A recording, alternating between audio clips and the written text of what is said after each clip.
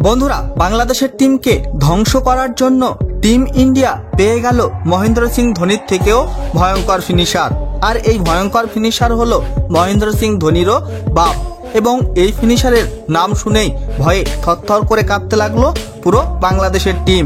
আপনারা যদি জানতে চান যে কে এই ভয়ঙ্কর ফিনিশার যার নাম শোনা মাত্রই ভয়ে থরথর করে কাঁপতে লাগলো বাংলাদেশের টিম, তাহলে বন্ধুরা ভিডিওটি লাইক করে চ্যানেলটাকে সাবস্ক্রাইব করে রাখুন।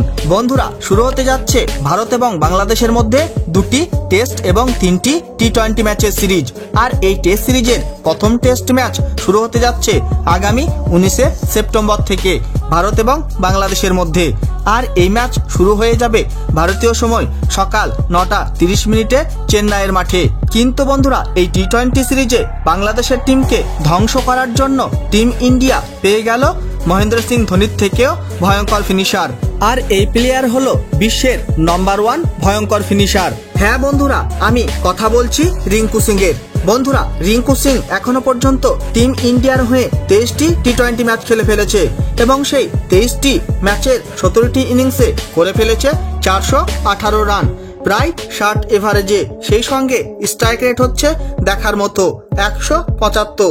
এছাড়াও রিঙ্কু সিং করে ফেলেছে 2টি অর্ধশত রান। এবং যখনই টিম ইন্ডিয়ার হয়ে খেলার সুযোগ পেয়েছে রিঙ্কু সিং, তখনই সে দেখিয়ে দিয়েছে যে কিভাবে কুল এবং কাম থেকে ম্যাচ ফিনিশ করতে হয়। আর এই টি-20 সিরিজে যদি সে তার ফর্ম কন্টিনিউ রাখতে পারে বাংলাদেশের বিরুদ্ধে, তাহলে সে একাই জিতানোর ক্ষমতা রাখে টিম ইন্ডিয়াকে। বন্ধুরা, রিঙ্কু সিং কি পারবে মহেন্দ্র সিং ধোনির থেকেও ভয়ঙ্কর ফিনিশার হয়ে উঠতে? অবশ্যই কমেন্ট করে জানিয়ে দেবেন আপনাদের মতামত। বন্ধুরা, ভিডিওটি শেষ পর্যন্ত দেখার জন্য ধন্যবাদ জানাই। তাহলে দেখা হবে নেক্সট কোনো ভিডিওতে।